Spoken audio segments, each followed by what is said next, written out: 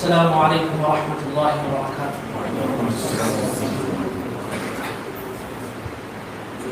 اللہ کا فضل اور اس کا شکر ہے کہ اللہ تبارک تعالیٰ نے ہمیں اس جامعہ میں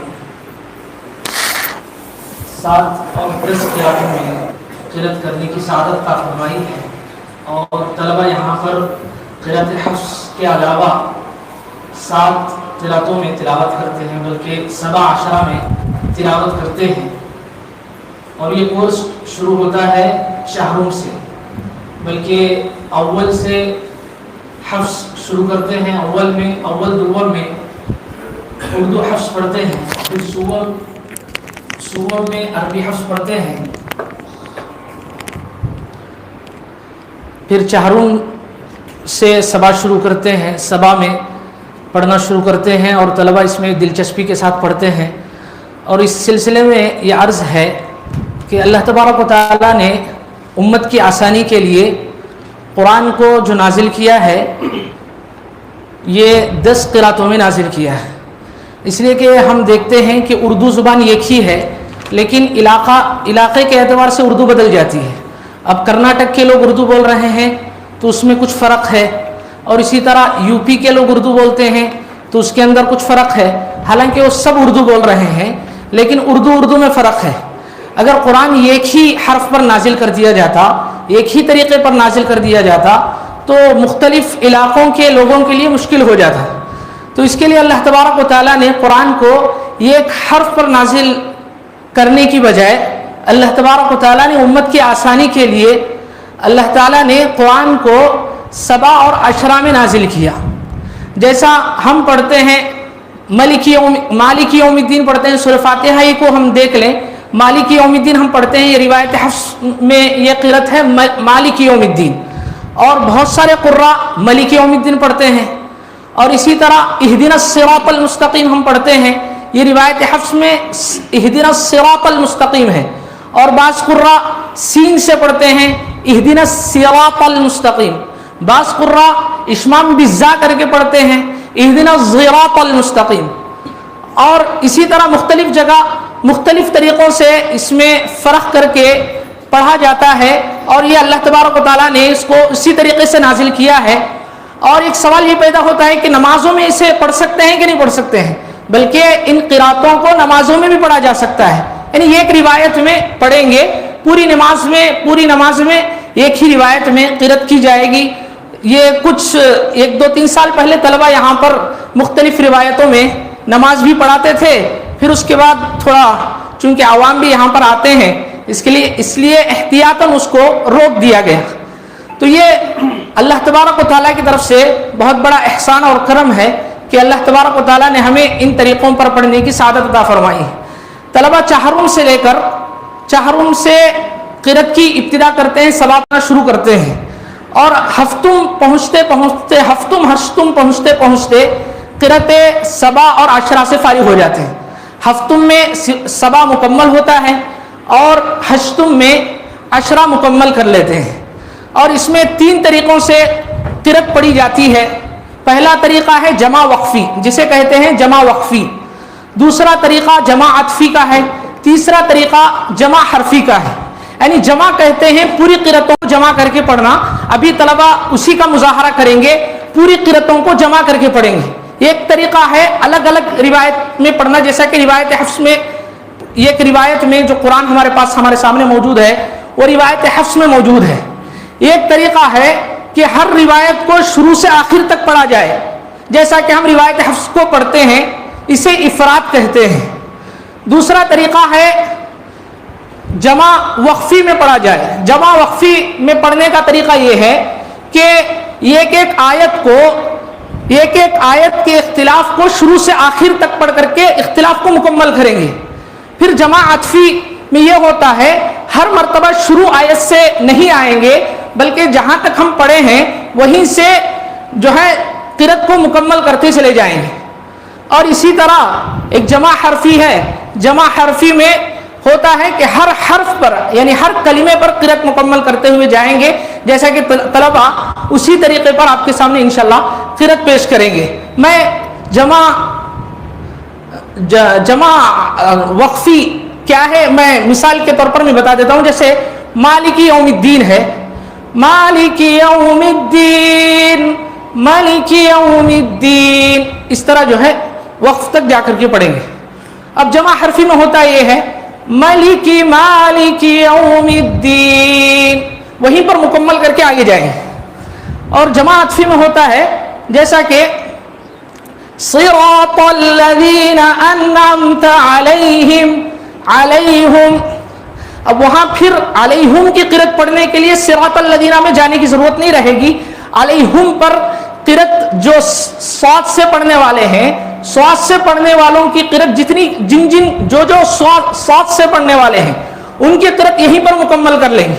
یہ ہے طریقہ عطفی کا.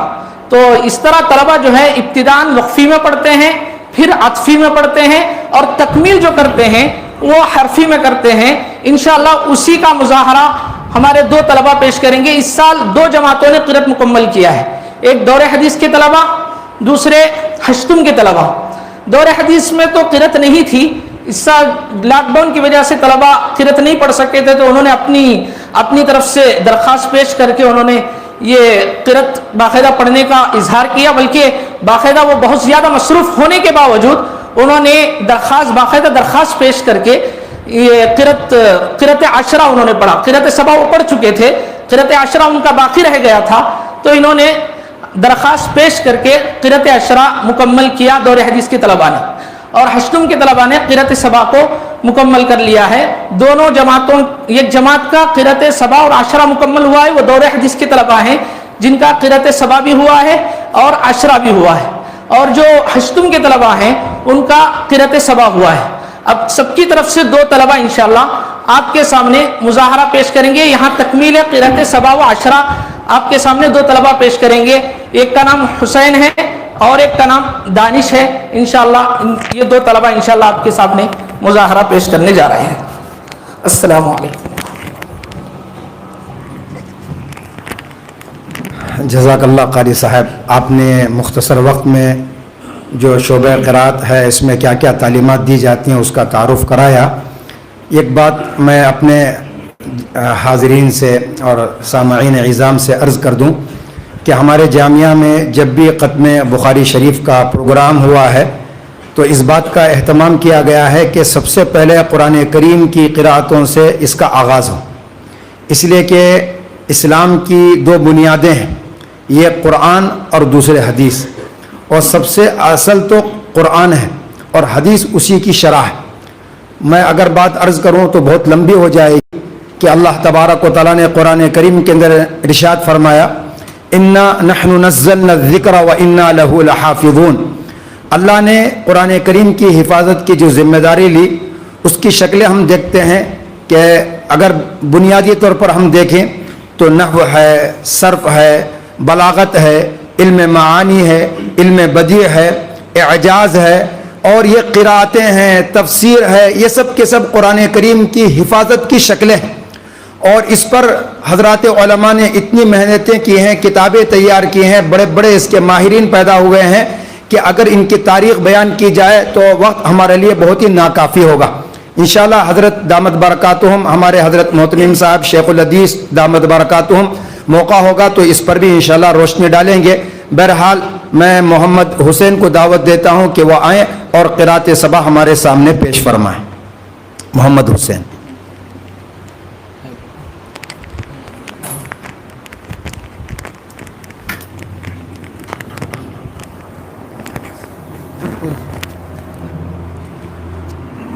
أعوذ بالله من الشيطان الرجيم. بسم الله الرحمن الرحيم. قل هو الله أحد الله الصمد لم يلد ولم يولد ولم يكن له كفؤا أحد.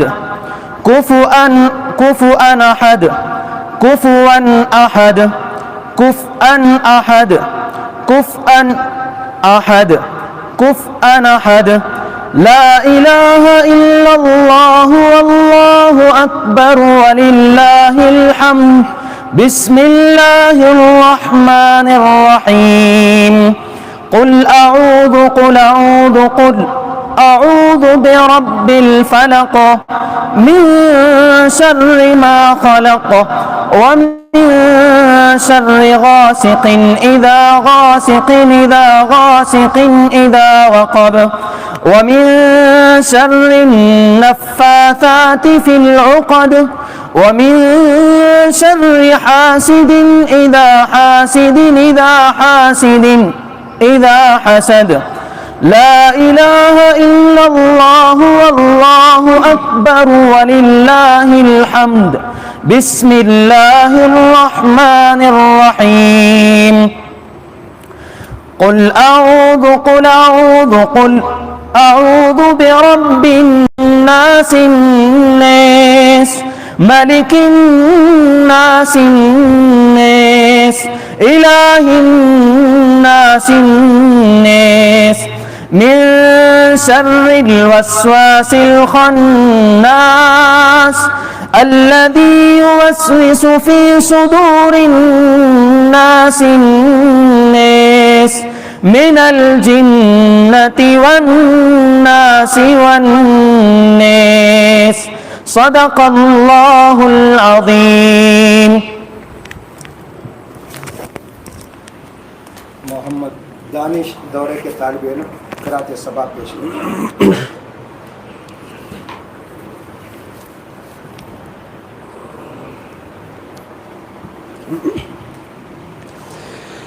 أعوذ بالله من الشيطان الرجيم. بسم الله الرحمن الرحيم.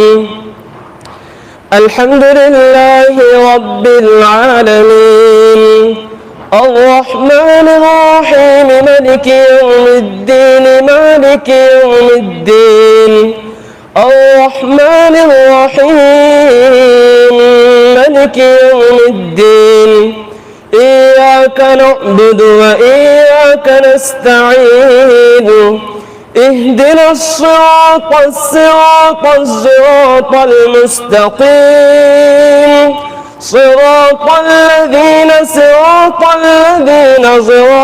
الذين أنعمت عليهم غير المغضوب عليهم ولا الضالين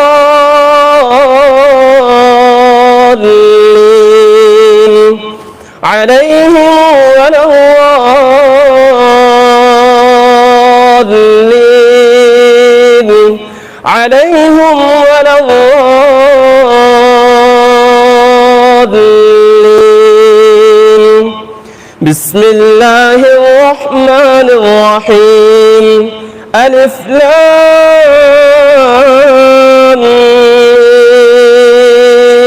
ميم ألف لام ميم ذلك الكتاب لا ريب فيه هدى للمتقين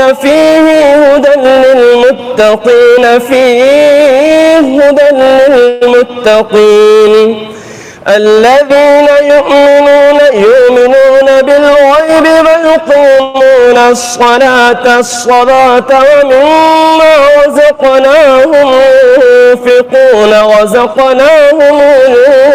ينفقون والذين يؤمنون بما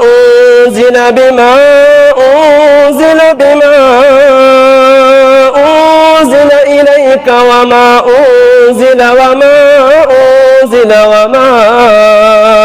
أنزل من قبلك وبالآخرة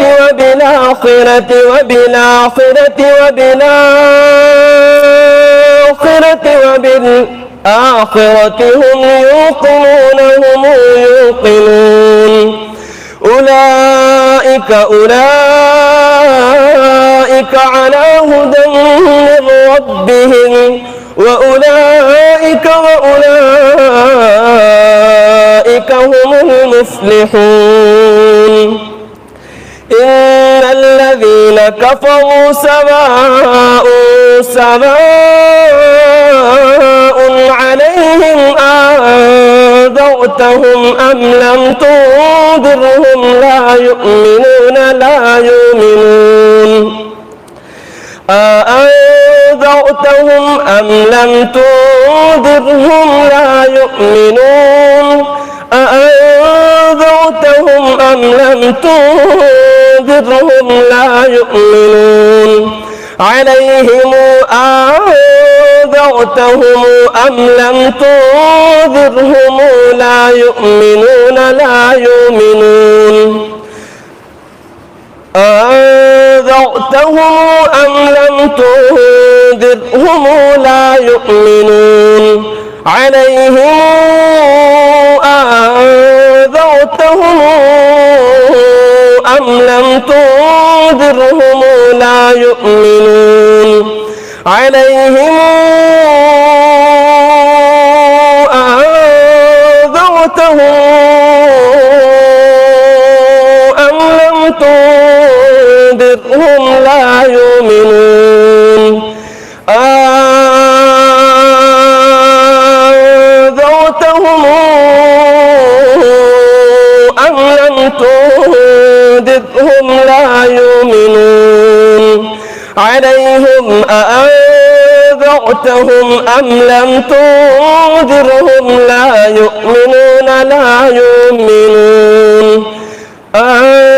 أنذرتهم أم لم تنذرهم لا يؤمنون عليهم أأنذرتهم أم لم تنذرهم لا يؤمنون ختم الله على قلوبهم وعلى سمعهم ختم الله على قلوبهم وعلى سمعهم وعلى أبصارهم غشاوة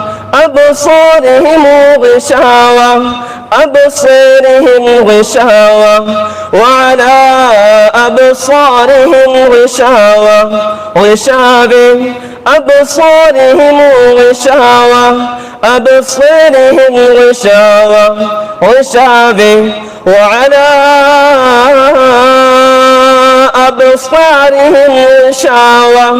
أبصارهم غشاوة ولهم عذاب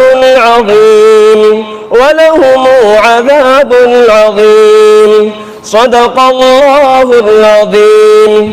اللهم آنس وحشتنا في قبرنا، اللهم ارحمنا بالقرآن العظيم واجعله لنا إماما ونورا وهدى ورحمة. اللهم ذكرنا منه ما نسينا وعلمنا منه ما جهلنا وارزقنا تلاوته آناء الليل وآناء النهار واجعله لنا حجة يا رب العالمين.